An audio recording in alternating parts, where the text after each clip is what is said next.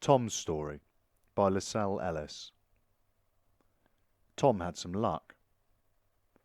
Tom won 25 grand when he robbed a fruit machine.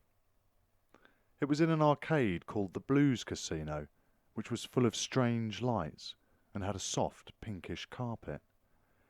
There were pontoon machines, things with spinning balls that you hit numbers with, and hundreds of different machines.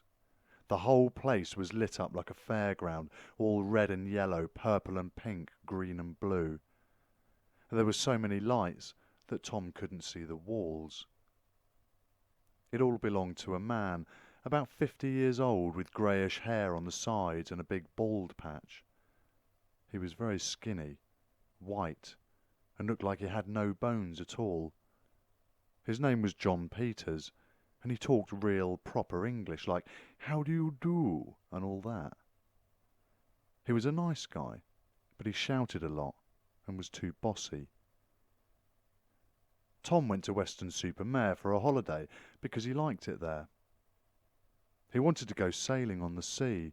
He liked the calming colours and the movement of the water. The sea was a funny blue colour, all muddy, cold and salty. He stayed in a bed and breakfast near the ocean and walked along the beach all day. The sand was all yellow and imported. It goes right out to the lighthouse, miles if you walk. It was too cold to swim, so we went along the pier.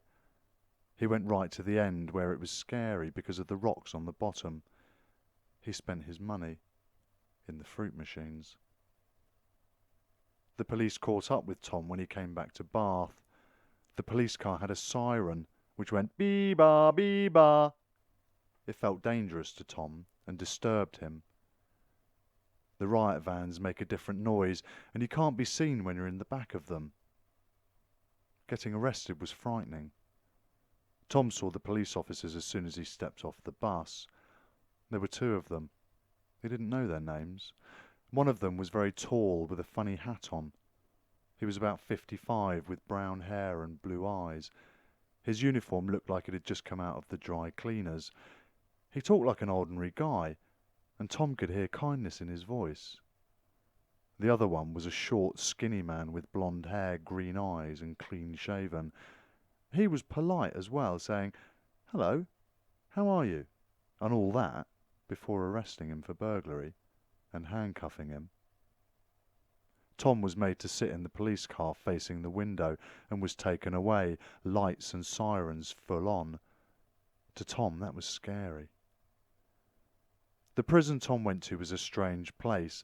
It had gates operated by remote control and ultra-red sensors and metal detectors which bleeped if you had any metal on you.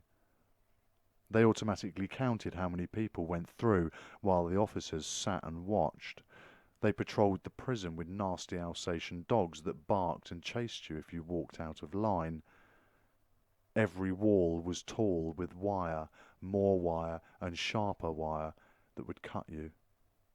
If you wanted to get over it, you would have to chuck a blanket on it first. But they'd catch you. Although the buildings look like an old church, they've just rebuilt it. There are too many cameras now. When visitors come in, there are cameras on top and a gate that closes. There are lampposts with spikes and space cameras, more cameras on the outside facing down. The neighbours round the corner complained about the escapes, so there's cameras there now as well. When he was discharged, the first thing Tom saw was the shops, sweet shops and supermarkets and people. He liked seeing people again, but all he wanted to do was go home. He just wanted to go home. Before that, though, he had to see his probation officer, because that was part of the judge's decision. The probation office used to be a convent, grey and concrete, with lots of old pictures of churches and nuns.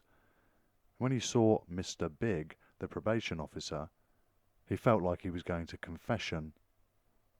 He was a funny-looking bloke, like a skinhead in scruffy clothes who always smoked.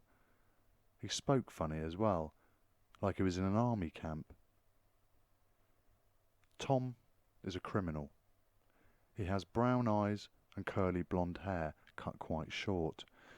His skin is whitish in colour, and he is short and skinny. He is sorry for what he has done. Tom has a brown jumper on and blue trousers with brownish Dr. Martens. When he got out, he wore a grey dinner suit, a purple shirt with downward stripes, and black dress shoes. He looked very clean and tidy when he got out of jail. The mission to kill Jimmy was over.